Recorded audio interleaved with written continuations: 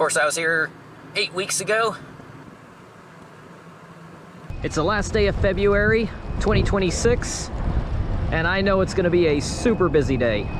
And this normally is a very, very busy weekend. The very end of February, there's a feeling of excitement in the air around here, because as we turn the page from February to March, that's pretty much the unofficial goodbye and good riddance to winter. So that usually makes this a very busy weekend ordinarily here at Six Flags Over Texas, but even more so this time because the park's been closed for 2 months. They normally would at least try to be open for basically right after the 1st of January until the end of February. And for a lot of years, they've tried. Whenever they first started it, it was working out great. Weather would hold up. It would be warm enough for the rides to run. But the last 2 or 3 years, that just hasn't been the case. Winters are getting colder and colder and colder. And as a result, Six Flags Over Texas quite often is not able to operate on several of those weekends. So this year they decided to just not operate at all. I can't blame them for that. But boy, it's been rough not having this to come down to during those weekends. Although the one weekend that I thought about going to Six Flags Fiesta Texas in San Antonio, that ended up being too cold, not only for where I was, but for there as well. So I think Six Flags made the right call by not trying to operate in the winter. But as a result, they were able to do a lot of work on this. Last time I was here, we had the drop rising up a little bit into this first Immelman. Now they got the first Immelman done, the vertical loop, the second Immelman, the mid-course, and the drop off the mid-course. Next step would be the third Immelman. But don't be fooled, once you see all that done, there's still a lot more work that would have to be done before the ride's ready. This is such an impressive sight as you come driving up to the park. As you exit off of 360, you can see this so prominently, along with Titan, of course. Then as you're coming up to the parking gate, it is just staring right at you. So already seen the lift, hill, and drop on my last visit. That was impressive enough. Now it's even more impressive. All right, I'm in the park. Didn't take long at all. And I didn't need my phone to get into the park, and I wouldn't have needed it for parking either, but to get preferred parking, I did have to show them my phone at the preferred parking entrance. But just to get into the park, you don't need your phone. You just need a pass or a copy of the pass. Like if you take a screenshot of it on the phone and then print it out, that's good enough. But at the preferred parking entrance, you do need to show basically the phone with your Prestige Pass. Now, one thing, the Prestige Pass comes with 1 free fast lane per day.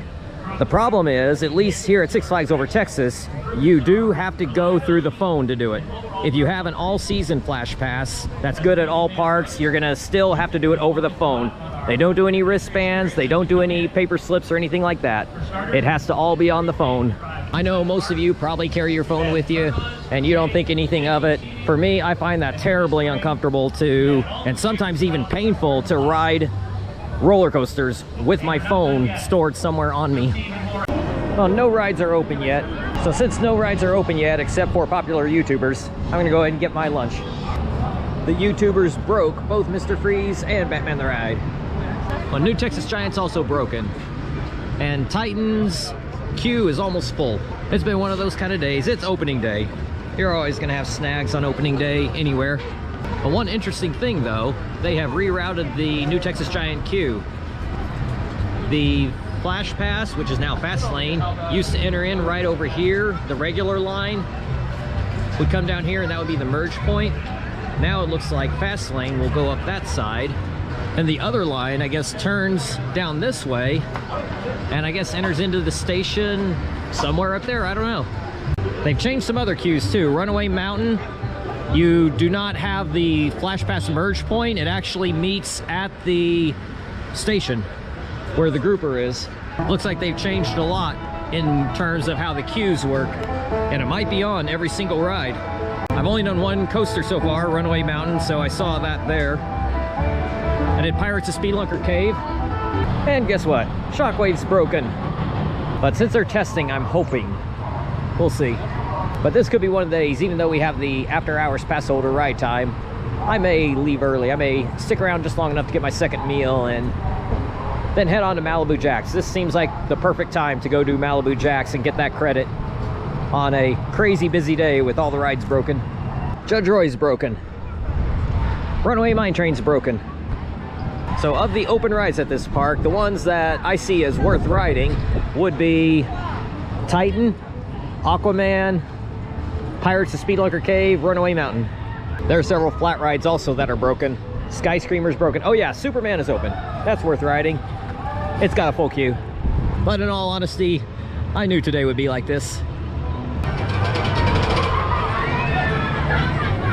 Yeah, we got something open. All right, I waited an hour and 20 minutes. It's not too bad, considering how busy it is today. And I got the back row. I requested it and they allowed me to do it. And doesn't look like the line has grown much since I'd gotten in it earlier. So I'd say it's an hour and a half now. But while we were pulling out of the station, I realized that Titan was broken.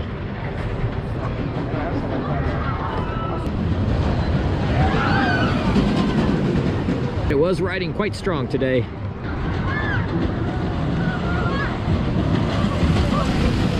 It's very unusual for me to be leaving Six Flags 4 hours before closing. Actually 5 hours before closing because of the pass holder ride time.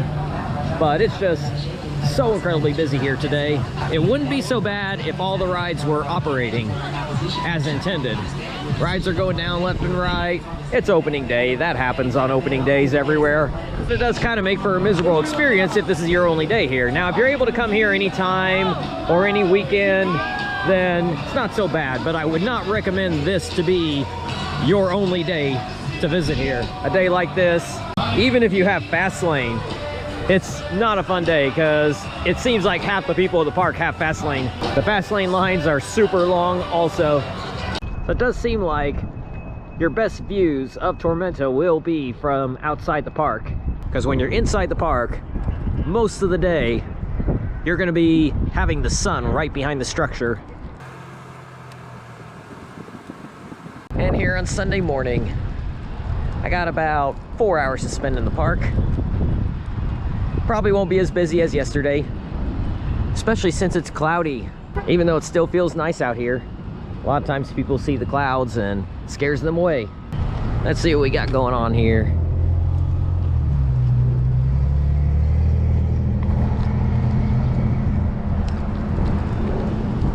I know people are making fun of it for just the fact that it's a dive coaster, or that there's 3 Immelmans, or that the drop is not over 300 feet. The height is, but the drop is not. But I'm still gonna love it. Just look at the scale of this thing. A hyper inversion. And you reach that hyper height inversion from the momentum of a drop. Not from a launch, not from a lift hill like on Steel Curtain, although that one falls just shy of 200 feet. So since Ma Hunkles still only has the wings, I just did the Johnny Rockets chicken strips. So I don't know if it's just opening weekend that they don't have the chicken tenders here, that maybe they didn't get their supply in. That's what I'm hoping. So if you got to visit here after opening weekend and you saw chicken strips back, let me know. Also, garlic parmesan was not available as a flavor. I kind of wonder if maybe the chicken strips were just too popular and they couldn't keep up with the demand. We see that a lot. When something is tremendously popular, it tends to go away because they just can't keep up with the demand. You see that in all walks of life. Well, apparently it's open. First time I've seen it open this weekend.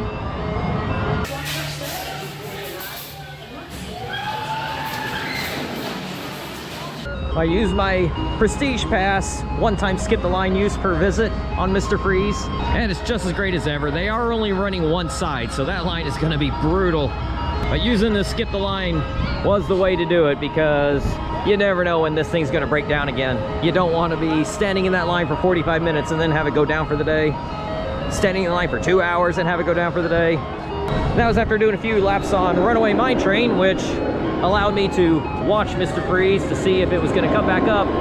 I saw people on it, so I came on over here.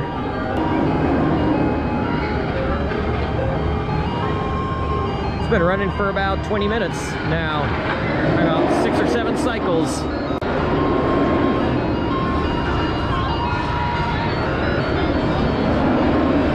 Sometimes it just needs to be broke in after not running for 2 months.